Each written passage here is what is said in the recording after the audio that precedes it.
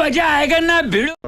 અરે યાર બુયામાં દરરોજ નવા ઇવેન્ટ આવી રહ્યા છે અને આજે પણ એક નવો ઇવેન્ટ આવી ગયો છે જેનું નામ છે વોચ ક્લિપ ટુ વિન, જેમાં તમારે ફક્ત 15 મિનિટ સુધી ક્લિપ જોવાની છે જેનાથી તમે એકદમ ઓપી ઇનામો જીતી શકો છો। તો યાર બુયા એપની લિંક મેં નીચે ડિસ્ક્રિપ્શનમાં આપી દીધી છે, જલ્દીથી બુયા એપને ડાઉનલોડ કરો અને તમે પણ યાર એકદમ ઓપી ઇનામો જીતો।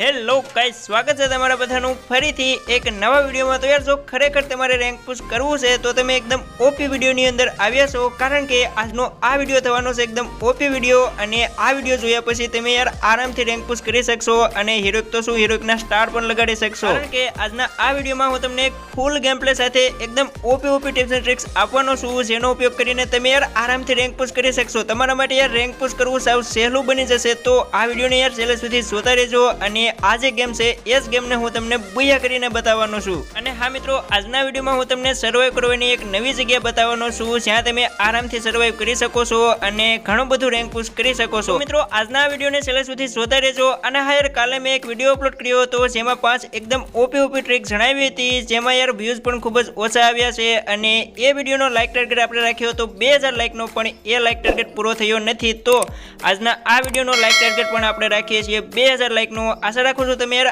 આ વિડીયોમાં એને પૂરો કરી દેશો અને એનાથી વધારે પણ લાઈક કરી દેશો। ઓકે, તો યાર અહીંયા તમે જોઈ શકો છો, અહીંયા હવે આપણું વિમાન આવી ગયું છે અને હું તમને બધા વિડીયોમાં કહું છું કે આપણે હંમેશા લાસ્ટમાં જ ઉતરવાનું છે, ઓકે ને? જ્યાં સુધી પ્લેન આપણને ઓટોમેટિક નીચે ના ઉતારી દે ત્યાં સુધી તમારે આના અંદર જ રહેવાનું છે, કારણ કે યાર તમારે રેન્ક પુશ કરવાનું છે। તો મિત્રો અહીંયા તમારે ફક્ત એક જ વાતને યાદ રાખવાની છે, તમારે હંમેશા લાસ્ટમાં જ લેન્ડિંગ કરવાની છે, ઓકે ને? એટલે કે મેપનું જ્યાં સુધી યાર માની લો ને કે ઓટોમેટિક તમને પ્લેનમાંથી નીચે ના ફેંકી દેવામાં આવે ત્યાં સુધી તમારે પ્લેનમાંથી ઉતરવાનું જ નથી, એટલે કે લેન્ડિંગ કરવાની જ નથી। અને અહીંયા તમે જોઈ શકો છો આપણું જે વિમાન છે એ જઈ રહ્યું છે મિલ તરફ। તો યાર અહીંયા મિલમાં એકદમ ઓપી જગ્યા છે જ્યાં આપણે આરામથી યાર ઘણું બધું સર્વાઈવ કરી શકીએ છીએ, ઓકે ને? અને હું પણ યાર ઘણી વખત અહીંયા સર્વાઈવ કરું છું। તો અહીંયા તમે જોઈ શકો છો મને પ્લેનમાંથી ઓટોમેટિક નીચે ઉતારી દેવામાં આવ્યો છે અને હું આવ્યો છું મિલ તરફ। તો અહીંયા હવે તમને બધાને ખબર પડી ગઈ છે કે આપણે કઈ જગ્યાએ જવાનું છે। અને યાર અહીંયા તમે જોઈ શકો છો નીચે એક એનિમી પણ છે, પણ એને યાર ખબર નહીં પડે કે આપણે એના ઉપર છીએ, ઓકે ને? તો અહીંયા તમારે જે છે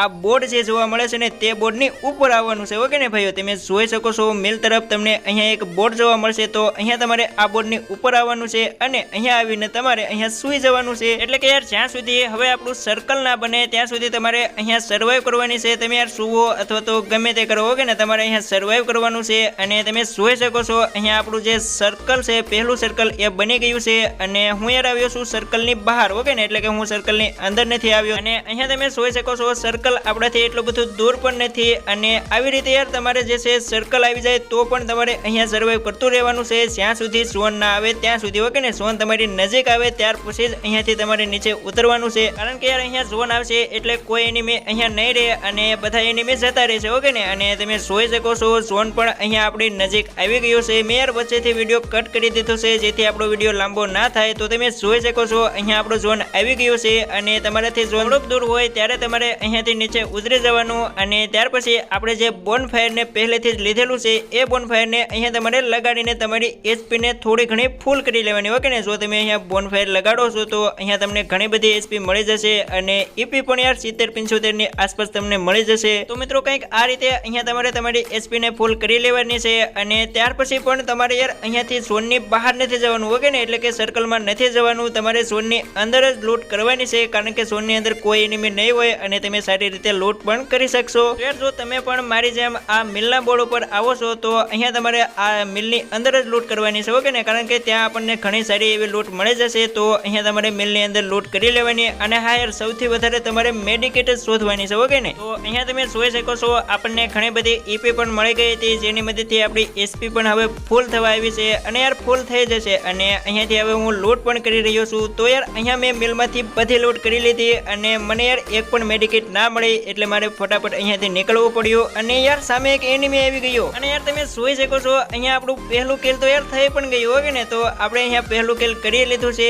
અને હવે આપણે એની જે ડેડ બોડી એટલે કે પેટી લૂંટશું તો આપણને ઘણી બધી સારી એવી લૂંટ મળી જશે। તો આપણે ફટાફટ યાર પહેલા એને લૂંટી લઈએ અને યાર આપણને કોઈ કે VSS મારી, યાર VSS માં તો ઓલરેડી સાયલેન્સર હોય એટલે આપણને ખબર પણ ના પડી અને યાર મારી પાસે મેડિકેટ પણ નથી અને લગભગ એ આપણા ઉપર રસ કરશે ઓકે ને, કારણ કે ઘણું બધું અરે ભાઈ સાહેબ આવી પણ ગયો અને ફાઇનલી એનું પણ કિલ આપણને મળી ગયું અને યાર આપણી એચપી ખૂબ જ લો છે યાર. અહીંયા તમે જોઈ શકો છો હું તરત જ કવરમાં આવી ગયો. મને થયું કે મારી પાસે એકાદ મેડિકેટ છે પણ મેડિકેટ હતી નહીં એટલે ફરીથી બહાર આવ્યો અને મેડિકેટ લઈને કવરમાં જઈને એક મેડિકેટનો ઉપયોગ કરી લીધો અને મેડિકેટ લગાવ્યા પછી ફરીથી હવે આપણે એને આરામથી લૂંટી લેશું ઓકે ને. યાર તમારે પણ આ જ રીતે કરવાનું છે. જો તમારી એચપી લો છે તો તમારે યાર ખુલ્લામાં ક્યારેય મેડિકેટનો ઉપયોગ નથી કરવાનો, એક કવરમાં જઈને મેડિકેટનો ઉપયોગ કરવાનો છે.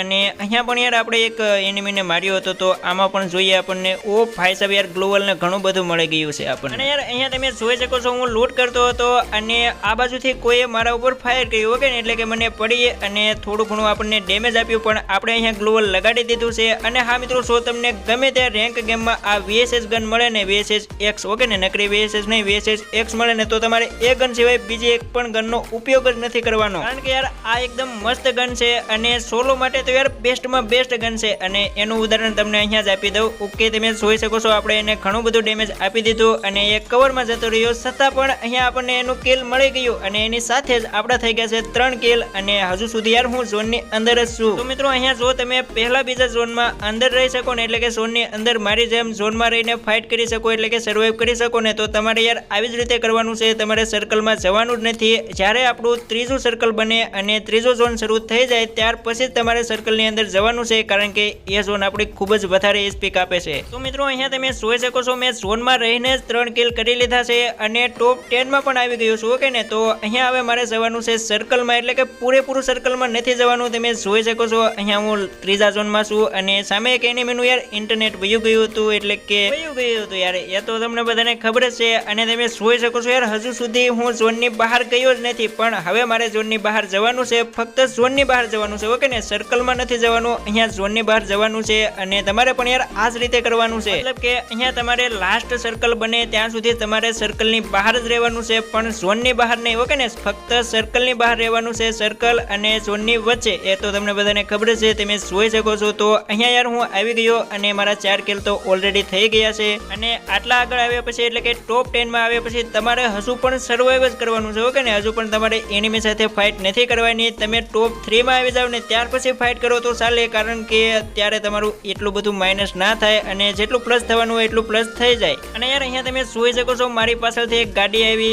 અને એને યાર ખબર નથી કે હું અહીંયા છું અને એ આપણી પાસેથી જતો રહ્યો, તો એ સારી વાત કહેવાય ઓકે ને. અને અહીંયા યાર મેં ઘણી વખત મતલબ કે ઘણી વાર માટે સર્વાઈવ કર્યું હતું ઓકે. તો અહીંયા હવે તમે જોઈ શકો છો મારા સિવાય 5 એનિમી છે અને ભાઈ સાહેબ યાર સામેથી એક લડકી આ રહી હે ઓર हमने उसको હેડ દિયા. અને યાર એમ મતલબ કે યાર મારો ફોન અહીંયા થોડુંક લેગ તો નહીં પણ શું થયું મને નથી ખબર. યાર એ બધું જવા દો.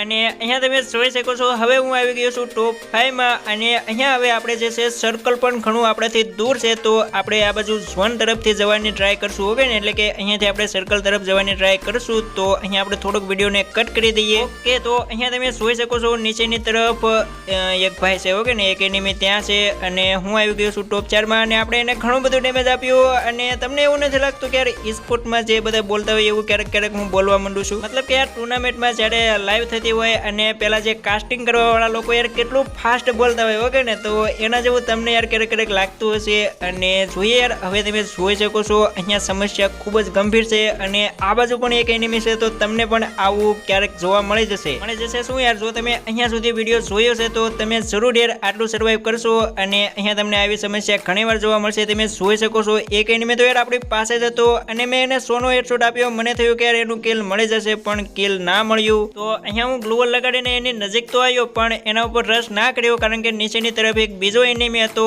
એ આપણને મારી શકે છે ઓકે ને. અને ત્યાર પછી અહીંયા મેં 2-3 જે મારી પાસે લેન્ડમાઇન હતી એને લગાડી દીધી અને આ બાજુ પાછળની સાઈડ આવી ગયો. અને અહીંયા હવે હું આવી ગયો છું ટોપ 3 માં અને સામેથી એક એનિમી આવી રહ્યો છે અને યાર આપણે એને હેડશોટ આપવાની ટ્રાય કરી રહ્યા છીએ પણ આપણો હેડશોટ લાગતો નથી. તો અહીંયા આપણે થોડીક વાર માટે અહીંયા કવરમાં રહીએ ઓકે ને. અને ભાઈ સાહેબ યાર અહીંયા આપણે રહી નહીં શકીએ, કારણ કે હવે જે આપણો ઝોન શ્રિંકિંગ એટલે કે ચાલવાનું શરૂ કરશે ઓકે ને, ફક્ત 4 સેકન્ડમાં ઝોન ચાલવાનું શરૂ કરશે. તો અહીંયા મારે સર્કલની અંદર તો જવું જ પડશે. પણ યાર અહીંયા મારાથી એક ભૂલ થઈ ગઈ અને એ ભૂલ શું છે એ હું તમને જણાવી દઉં. તો મારી પાછળ જે એનિમી હતો ને, મતલબ કે જેને આપણે સોનો હેડશોટ આપ્યો હતો, એ એનિમી હજુ સુધી અહીંયાથી મતલબ કે સર્કલમાં ના નીકળ્યો, એના પહેલાં તો હું નીકળી ગયો અને એ ભૂલ યાર મને ખૂબ જ નડી. ઓકે ને, તમે જોઈ શકો છો અહીંયા હું આવી ગયો છું સર્કલમાં અને પાછળથી યાર એ ભાઈ આપણને ઘણું બધું ડેમેજ આપ્યું. તો મિત્રો અહીંયા તો મેં ગ્લુઅર લગાડીને મારી એચપી ને ફૂલ કરી લીધી અને ત્યાર પછી એક આ બાજુ એનિમી હતો તે તમે જોઈ શકો છો સામે પથ્થર પાસે હતો અને યાર હું એને મારવાના ચક્કરમાં રહ્યો કે ઉપરથી મને બીજાએ મારી નાખ્યો. ઓકે ને, આને જ્યારે આપણે હેડશોટ આપ્યો હતો